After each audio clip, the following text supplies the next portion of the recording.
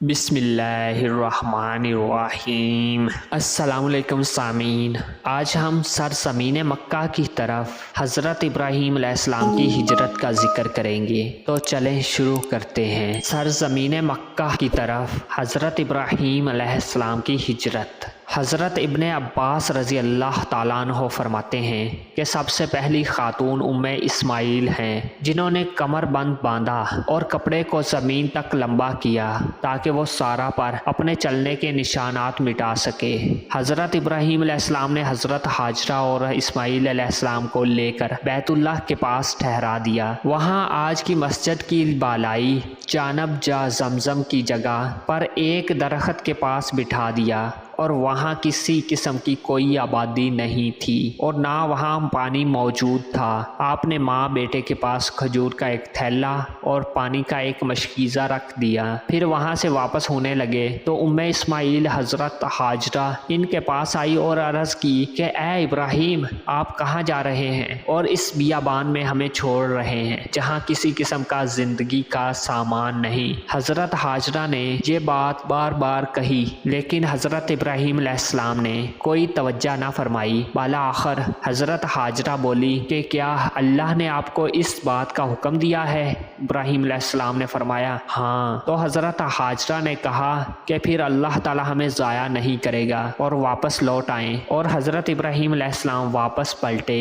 اور واپس لوٹ آئے۔ حضرت ابراہیم علیہ السلام واپس پلٹے اور گھاٹی کے پاس جب پہنچے جہاں سے ماں بیٹا ان کو نہ دیکھ سکتے تھے تو اپنا چہرہ بیت اللہ کی طرف کیا اور ہاتھ اٹھا کر ان الفاظ سے دعا کی، ربنا انی اسکنت من ذریتی بواد غیر ذی زرع عندک بیتک المحرم ربنا لیقیموا الصلاۃ فاجعل افئدة من الناس تہوی الیہم وارزقہم من الثمرات لعلہم یشکرون۔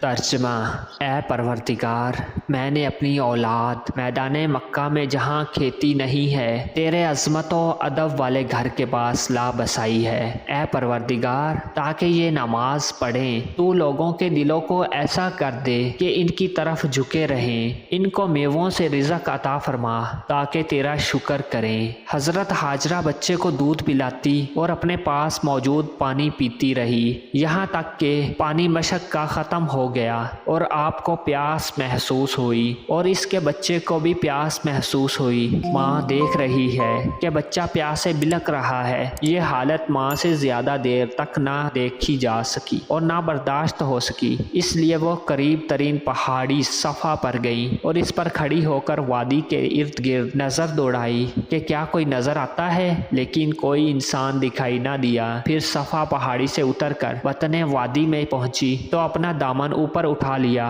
اور مصیبت زدہ انسان کی طرح دوڑ پڑی، حتیٰ کہ مروہ پر آئی اور وہاں نظر دوڑائی کہ کیا کوئی انسان دکھائی دیتا ہے، لیکن کچھ نظر نہ آیا، اور اس طرح انہوں نے 7 چکر لگائے۔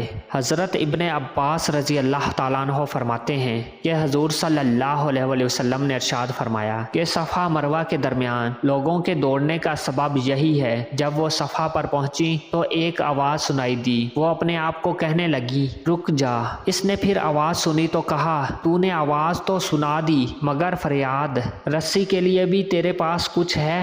اچانک دیکھتی ہے کہ مقام زمزم کے پاس ایک فرشتہ ہے۔ اس نے اپنی ایڑی یا پر زمین پر مارا تو وہاں پانی ظاہر ہوا۔ اسماعیل اس کے ارد گرد بند باندھنے لگی اور حوض بنانے لگی اور چلو کے ساتھ مشک بھرنے لگی اور پانی مزید جوش مار رہا تھا۔ حضرت ابن عباس رضی اللہ تعالیٰ عنہ فرماتے ہیں کہ نبی کریم صلی اللہ علیہ وسلم نے ارشاد فرمایا کہ اللہ تعالیٰ اسماعیل پر رحم فرمائے، اگر وہ زمزم کو چھوڑ دیتی یا فرمایا کہ چلو نہ بھرتی تو زمزم جاری چشمہ بن جاتا۔ اس نے پانی پیا اور بچے کو دودھ پلایا۔ تب فرشتے نے کہا کہ ہلاکت سے نہ ڈر، جہاں اللہ کا گھر ہے جس کو یہ لڑکا اور اس کا باپ تعمیر کرے کریں گے اور اللہ تعالیٰ اپنے گھر کے محافظوں کو ضائع نہیں کرے گا۔ بیت اللہ کی زمین ایک ٹیلا نما اور سطح زمین سے بلند تھی اور سیلاب کا پانی اس کے دائیں بائیں گزر جاتا۔ حضرت ہاجرہ اپنے بیٹے کے ساتھ اسی طرح زندگی بسر کرتی رہی، یہاں تک کہ جرہم قبیلے کے لوگ مقام قدا کے راستے سے آتے ہوئے وہاں سے گزرے اور مکہ کے نشیبی علاقے میں اترے۔ انہوں نے منڈلاتا ہوا ایک پرندہ دیکھا تو کہنے لگے کہ یہ پرندہ پانی پر چکر لگا رہا ہے، اور آپس میں بات کرنے لگے کہ ہم اس وادی کے واقف کار ہیں، یہاں پہلے تو پانی نہیں تھا۔ انہوں نے ایک یا دو آدمیوں کو پانی تلاش کرنے کے لیے بھیجا، وہ پانی پر پہنچے اور واپس آ کر انہوں نے پانی کی خبر دی۔ پانی موجود ہونے پر وہ اس جگہ آ گئے۔ آپ نے فرمایا کہ اسماعیل پانی کے پاس تھی۔ انہوں نے آ کر اسماعیل سے یہاں ٹھہرنے کی اجازت مانگی۔ اسماعیل نے اجازت دے دی، لیکن ساتھ ہی فرما دیا کہ پانی کی ملکیت پر تمہارا کوئی حق نہیں ہوگا۔ انہوں نے کہا ٹھیک ہے۔ حضرت عبداللہ بن عباس رضی اللہ تعالیٰ عنہ بیان کرتے ہیں کہ رسول اللہ صلی اللہ علیہ وآلہ وسلم نے فرمایا کہ اسماعیل کو اس جگہ زندگی کے آثار اور آبادی دونوں مل گئے۔ وہ انس و محبت پسند کرتی تھی۔ وہ لوگ یہاں اترے اور اپنے اہل خانہ کو بھی اس جگہ بلوا لیا۔ اس طرح یہاں بہت سے گھر آباد ہو گئے۔ حضرت اسماعیل جوانی کو پہنچے اور اس قبیلے والوں سے عربی زبان بولنا سیکھ لیا، اور ان کو یہ نوجوان حضرت اسماعیل بہت پسند آئے، اور جب پختہ عمر والے جوان ہوئے تو انہوں نے اپنے خاندان کی ایک عورت سے شادی ان کی کر دی، اور حضرت اسماعیل کی والدہ حضرت ہاجرہ فوت ہو گئیں۔ شادی کے بعد حضرت ابراہیم علیہ السلام اپنے بیٹے اسماعیل علیہ السلام کو ملنے کے لیے تشریف لائے، لیکن حضرت اسماعیل علیہ السلام چونکہ گھر میں موجود نہ تھے اس لیے ان کی ملاقات نہ ہو سکی۔ آپ نے اپنی بہو سے ان کے متعلق دریافت فرمایا تو اس نے کہا کہ رزق کی تلاش میں گئے ہوئے ہیں۔ پھر گھر کی گزران کے متعلق پوچھا تو وہ کہنے لگی کہ ہم تنگی اور شدت کی زندگی گزار رہے ہیں۔ اس طرح اس نے شکوہ و شکایت کے انداز میں بات کی تو حضرت ابراہیم علیہ السلام نے فرمایا کہ جب اسماعیل آئیں تو اسے میرا سلام کہنا اور اسے پیغام دینا کہ وہ اپنے دروازے کی چوکھٹ بدل دے۔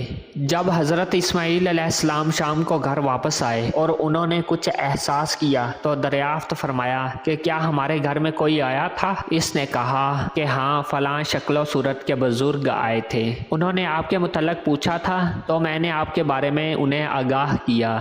پھر انہوں نے ہماری گھریلو گزاراں کے متعلق دریافت فرمایا تو میں نے بتایا کہ ہم تنگی اور سختی کی زندگی بسر کر رہے ہیں۔ حضرت اسماعیل علیہ السلام نے معلوم کیا کہ انہوں نے کچھ وصیت بھی کی تھی۔ گھر والی نے جواب دیا کہ ہاں، انہوں نے مجھے حکم دیا کہ اسے سلام کہنا اور بتانا کہ اپنے دروازے کی چوکھٹ تبدیل کر دے۔ حضرت اسماعیل علیہ السلام سمجھ گئے اور اپنی گھر والی سے فرمایا کہ وہ میرے باپ تھے اور انہوں نے مجھے حکم فرمایا ہے کہ میں تجھے چھوڑ دوں، لہٰذا اب تو اپنے میکے چلی جا، اور اسے طلاق دے دی اور ایک دوسری عورت سے شادی کر لی۔ پھر حضرت ابراہیم علیہ السلام کافی عرصے کے بعد تشریف لائے۔ اب بھی باپ بیٹے کی ملاقات نہ ہو سکی تو آپ نے اپنی بہو اسماعیل کی اہلیہ محترمہ سے پوچھا کہ اسماعیل علیہ السلام کہاں ہیں؟ اس نے بتایا کہ ہمارے لیے روزی کی تلاش میں گئے ہیں۔ پھر ابراہیم علیہ السلام نے دریافت فرمایا کہ تمہاری حالت کیسی ہے؟ تمہاری گزر اوقات کیسی ہے؟ اس نے جواب دیا کہ ہم خیریت سے ہیں اور بہت اچھی زندگی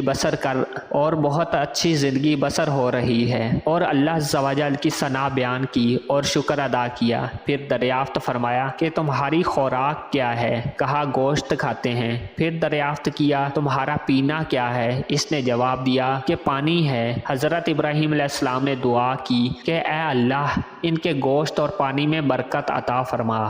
نبی کریم صلی اللہ علیہ وآلہ وسلم فرماتے ہیں کہ ان دنوں ان کے پاس غلہ نہ تھا، ورنہ آپ ان کے غلے کی برکت کے لیے بھی دعا فرماتے، اور ان کے سوا اگر لوگوں کے پاس پانی اور گوشت ہوں تو ان کو یہ موافق نہیں آئیں گے۔ حضرت ابراہیم علیہ السلام نے فرمایا کہ اسماعیل جب آئے تو میرا سلام کہنا اور اسے میری طرف سے پیغام دینا کہ اپنے دروازے کی چوکھٹ کو قائم رکھ۔ جب حضرت اسماعیل علیہ السلام شام کو واپس آئے تو کہا کیا تمہارے پاس کوئی آیا تھا؟ تو کہا کہ ہاں، ایک بہت خوبصورت بزرگ تشریف لائے تھے اور ابراہیم علیہ السلام کی بہت تعریف کی۔ انہوں نے مجھ سے آپ کے بارے میں پوچھا تھا تو میں نے بتایا کہ کھانے کا انتظام کرنے کے لیے گئے ہیں۔ پھر انہوں نے ہمارے گھر کے حالات گزران وغیرہ کے متعلق پوچھا تو میں نے انہیں بتایا کہ بہت اچھے ہیں۔ حضرت اسماعیل علیہ السلام نے پوچھا کہ وہ کوئی وصیت بھی کر گئے ہیں؟ انہوں نے کہا کہ ہاں، وہ آپ کو سلام کہتے تھے اور آپ کو حکم دے رہے تھے